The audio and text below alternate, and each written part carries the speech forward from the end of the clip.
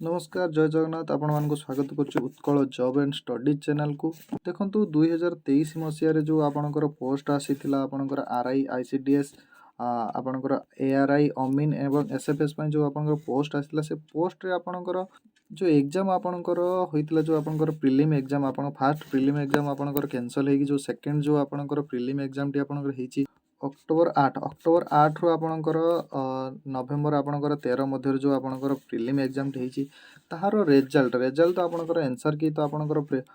Fast आपणकर answer की पाई जाइछन्ती जोथरे कि आपणकर जहाँ भी आपणकर रीचेक पई जोटा आपणकर क्वेश्चन आपणकर आपण पठेइतिले ताहा आपणकर डेट थिला आपण नवेम्बर 21 रु आपणकर डिसेंबर 8 पर्यंत आपणकर जो रीचेक पई आपण दवा पई आपणकर देइथिला वेबसाइट खोला होता एवं तापर वर्तमान आपणकर सबुठ बड़ प्रश्न होची जे आपणकर नुआ जो आपण रिवाइज आंसर की सहित आपणकर रिजल्ट कट ऑफ जो आपणकर प्रीलिम रो को माने एपियर होबे मेन पई एवं कट ऑफ केते जीवो सेटा आपणकर समस्तकर गोटे बड़ आपणकर प्रश्न आपण माने मन रे रही अछि जहा फल कि आपण मेन पई प्रिपरेशन करिवे से पई आपणकर बहुत बड़ चिंता उठ रही अछि जो पई जहार आंसर आपण एई जो वीडियो माध्यम आपण क्लियर होई परिबे देखंतु एई जो वीडियो रे आपण जानिबो पाइबे जे प्रीलिम रो आंसर केबे आसीबर मोस्ट चांस अछि एवं आपनकर कट ऑफ केते भलिया जीवो आपण को माने सेति मार्क रखिथिबे जो माने सेहि माने सेफ स्कोर एवं को माने आपनकर प्रीलिम रे आपनकर एपियर होला भली लागुची सेहि मानक पई आपनकर स्पेशली वीडियो टी डेडिकेटेड अछि। फास्ट कथा हला एग्जाम डेट जदि आपनकर प्रीवियस जो आपनकर फास्ट जोटा कैंसिल हेतला से जो एग्जाम डेट टी आपनकर देखिया जिया 20 आपनकर सेप्टेम्बर आपनकर एग्जाम टी स्टार्ट हेतला एवं आपनकर अक्टोबर 8 पर्यंत 2024 पर्यंत आपण एग्जाम चली जहाँकि आपणकर रिजल्ट तार प्रीलिम रो जो आपणकर आंसर कीट आपणकर आसीथिला आपणकर 2 मास मध्य आपणकर डिसेंबर मध्य आपणकर फाइनल आंसर की सारथिला जहाँकि आपण ड्यूरेशन रहउची आपणकर अक्टोबर रु आपणकर डिसेंबर आपणकर 2 मास रु आपणकर 3 मास मध्य आपणकर फाइनल आंसर की छाड़िबा सहित आपणकर छाड़ी देथिला तापर आपणकर केस होई जाइथिला आपणकर पिला माने जो केस रेज करथिले तापर कि आपणकर जहाँकि से जो आपण रिजल्ट आपणकर लंबा चली जाइथिला जहाँकि आपणकर एप्रिल रे आपणकर फाइनली डिसाइड करा गला जे जो माने सब पिला मानको आपणकर एपियर करा जिवो जे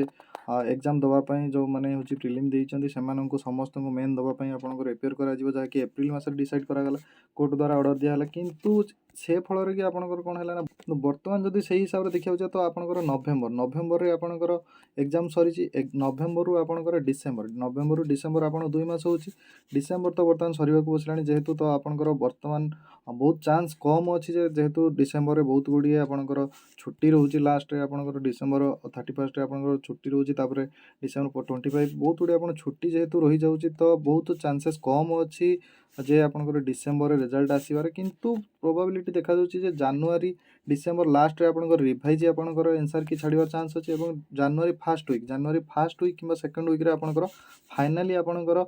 जो आपणकर कट ऑफ सहित आपणकर को माने आपणकर जो एपियर होइजन प्रीलिम सेटा आपन छाड़िबार बहुत चांस रहउची आपणकर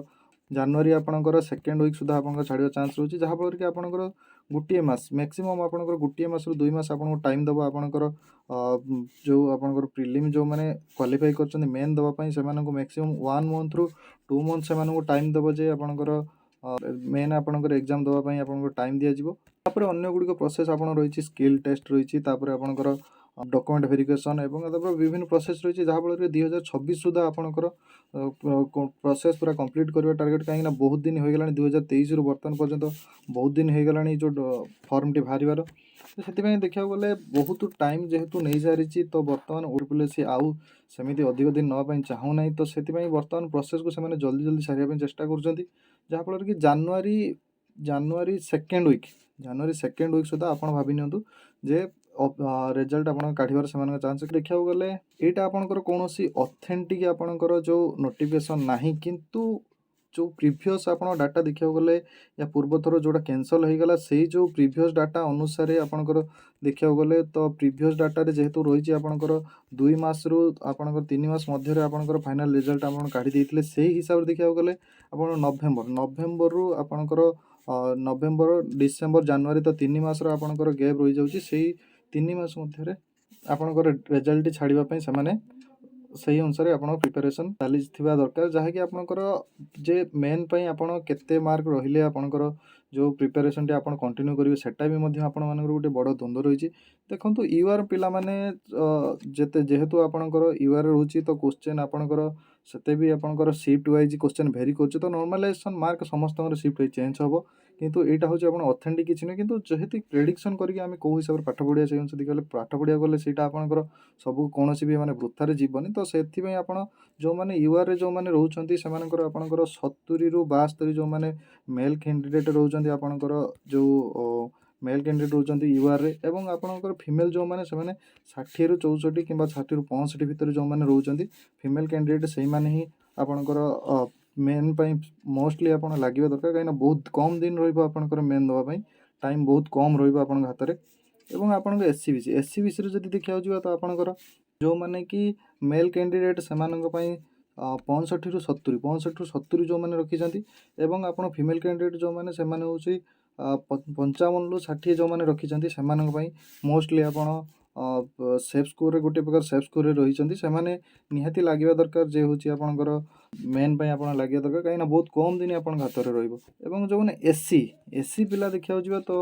मेल कैंडिडेट मानक 55 ରୁ 60 भितर रही दरकार जो मैंने मेल कैंडिडेट एवं फीमेल कैंडिडेट जो मैंने एससी रे से 50 ରୁ धरी नि 50 ରୁ आपणकर 55 कि 55 भितर आप जो मैंने रही से सेफ स्कोर रही निहाती लगे दरकार जे मेन आपणकर बहुत कम दिन से लगे दरकार एसटी पिला जो मैंने रही से 45 ରୁ 50 मेल कैंडिडेट 45 ରୁ 50 एवं आपणकर फीमेल कैंडिडेट जो मैंने रही से